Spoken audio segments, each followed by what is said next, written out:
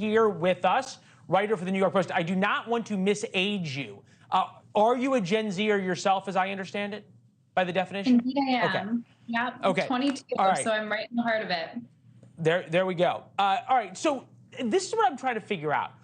Is Gen Z really different than every other generation where 2 generations before go, oh, these guys don't get it, they're a bunch of wimps, on and on and on and on? It's exactly what the greatest generation said about the baby boomers, about everybody who went to Woodstock.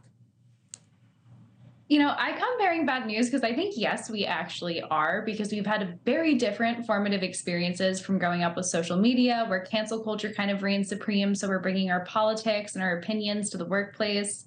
Then we had the pandemic, so we never really learned office etiquette in the way that other generations previously had. Plus, we had the whole situation with college administrators and professors and teachers kind of telling us to be activists. And if we had a problem with something happening on campus, they would just capitulate to the student mob, more or less. And so I think in terms of managing us, it's not surprising to me that a lot of managers are reporting that we're pretty insubordinate and kind of large and in charge, despite being the youngest kids on the block. Okay, so doesn't that change, though, when Gen Z suddenly has a mortgage or they suddenly have kids and they realize that you have to pay your bills, and somehow we don't have this robust job market that they've always been a part of, where even if you do get fired, there's another 4 or 5 people who are fighting to hire you?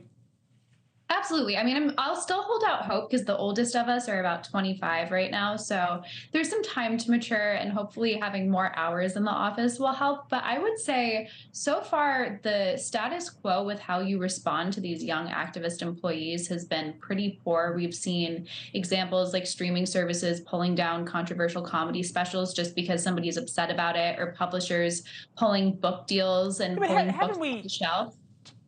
Just to be fair, though, haven't we started to see a backlash to that? Absolutely. And I can only hope it will continue. But to see that 3 in 4 managers can agree that Gen Z is harder to work with already is, it's hard to get 3 in 4 people to agree on anything. And one thing that was interesting in the process of writing about this, I spoke to a lot of managers myself, and quite a lot of them are millennials who are not that much older than me, who are saying, I've seen a marked difference in your generation and how they act in the workplace, and they're quiet quitting. They might be calling bosses by their first name. And the statistics bear out that we are getting fired at unprecedented rates. I think the pandemic plays a large role in that as well, because we went from being kids. You've been doing a lot of research on this.